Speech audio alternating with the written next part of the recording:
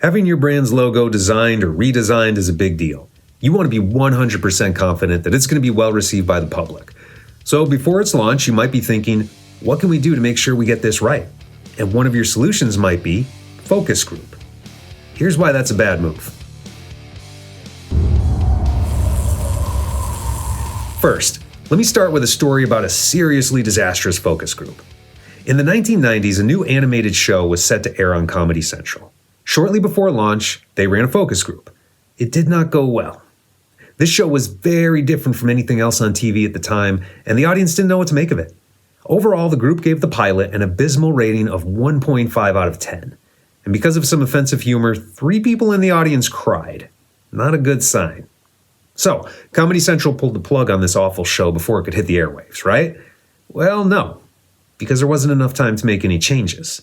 Before it aired, there was a lot of nervousness behind the scenes. One executive admitted to waking up in the middle of the night, wondering if it was even legal to put this kind of content on TV. Well, the show aired, and as expected, a lot of people hated it. But a lot of people loved it too. Word spread about this edgy new cartoon, and soon it became a sensation. But if that focus group had taken place just a couple weeks earlier, the general public might have never even known about South Park. Okay, now let's bring it around to design.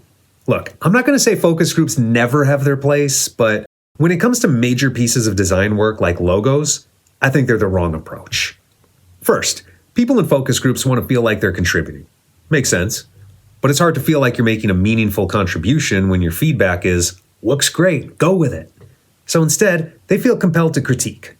And yeah, that can be helpful, but starting with an automatic bias toward negativity can also give you criticism for the sake of criticism. That's not helpful, and it can lead to trying to please everyone and ending up with a bland final product. Another issue is that you have to work really hard to make sure your focus group is well representative of your target audience. That was the problem with the South Park focus group. They showed the pilot to the wrong people. That group should have been made up of teenage boys. Look, I was 16 when that show first aired. I would have given it a 10. And I definitely would not have been driven to tears, other than tears of laughter.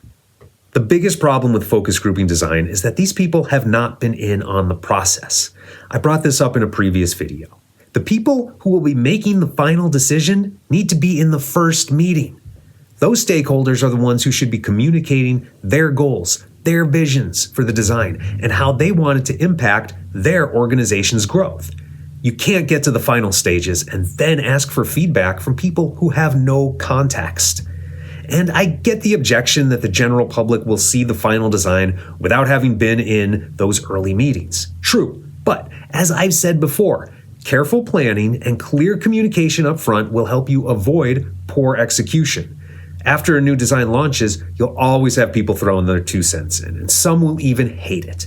But if you and your design team have been thorough throughout the process, the design will ultimately help you achieve your goals. What it really comes down to is confidence. You need to hire designers you trust and not let cold feet cause you to lose your confidence in them at the last minute. And you need to trust yourself.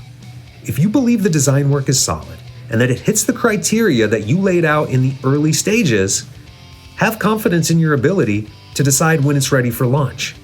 Don't outsource your self-confidence to a group of strangers. What do you think?